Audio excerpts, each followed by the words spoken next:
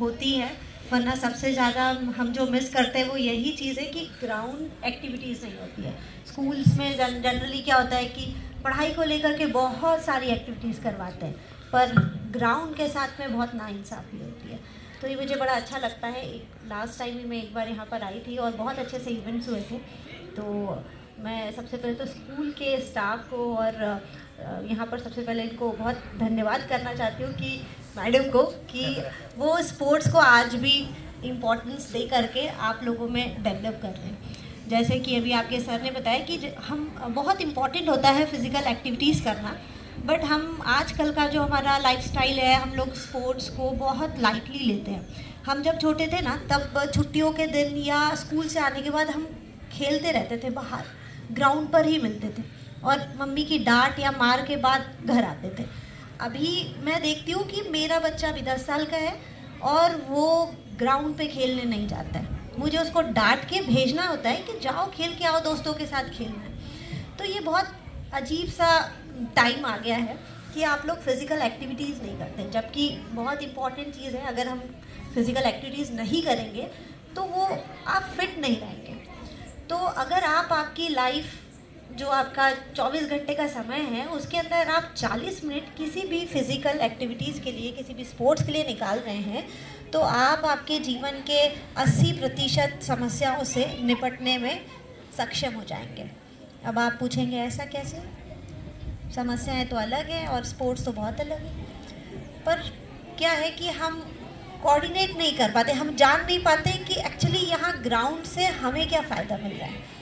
जब हम खेलते थे तब हम भी नहीं जानते थे, लेकिन आज जब हम उसको प्रैक्टिकली देखते हैं कि उस समय ऐसा हुआ था, इसलिए आज उस चीज़ का फ़ायदा हमें मिल रहा है। पहली चीज़ तो है ही कि हम फिट रहते हैं। फिज़िकल फिट होना आज की नेसेसिटी है।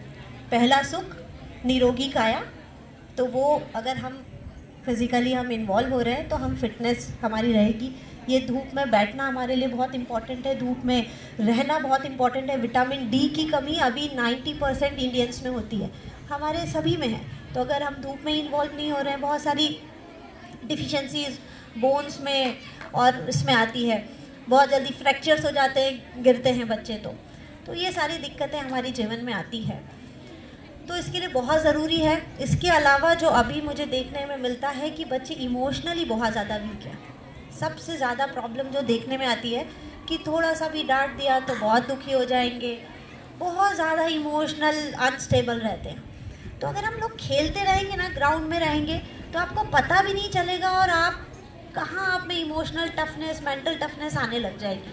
और जब आपकी लाइफ में वाकई में चुनौतियाँ आएंगी, आपकी ये ग्राउंड की एक्टिविटीज़ आपको हेल्प करेगी। और डिप्रेशन, एंगर, इस तरीके की चीज़ें आपको कभी नहीं होगी, जो कि अभी हमको बहुत ज़्यादा देखने को मिलता है। आप खेलों में जीतते हैं, हारते हैं, इससे आपको एक इमोशनल बैलेंस मिलता है। आप अपने आप को इमोशनली स्टेबल करना सीखते हैं कि अगर जीतते हैं तो किस चीज़ों का हमको ध्यान रखना है। अगर हम बहुत ज़्यादा एग्रेशन के साथ खेलेंगे तो हम नहीं जीत पाएंगे। हमें अपने जीत को भी एक्सेप्ट करना आना चाहिए, हमारी हार को भी एक्सेप्ट करते आना चाहिए। तो ये सारी चीज़ें हम लोग स्पोर्ट्स से सीखते हैं, जो कि आप अगर अभी इन्वॉल्व होंगे तो ये आपको आगे फ़ायदा देंगे। तो ये बहुत इम्पॉर्टेंट है। बहुत ज़्यादा टाइम नहीं लेती हूँ क्योंकि मुझे पता है बहुत मुश्किल होता है वहाँ बैठ के यहाँ वालों को सुनना। तो बहुत ये एज ऐसी है कि खेलते रहने दो, सुनाओ मत हमें बातें। तो बस एक चीज़ ध्यान रखिए जो मैं हमेशा बच्चों को बोलती हूँ, जो पानी से नहाते हैं वो लिबास बदलते हैं। जो पानी से नहाते हैं वो लिबास बदलते हैं, पर जो पसीने से नहाते हैं वो इतिहास बदलते हैं। क्या बात है, थैंक यू सो मच।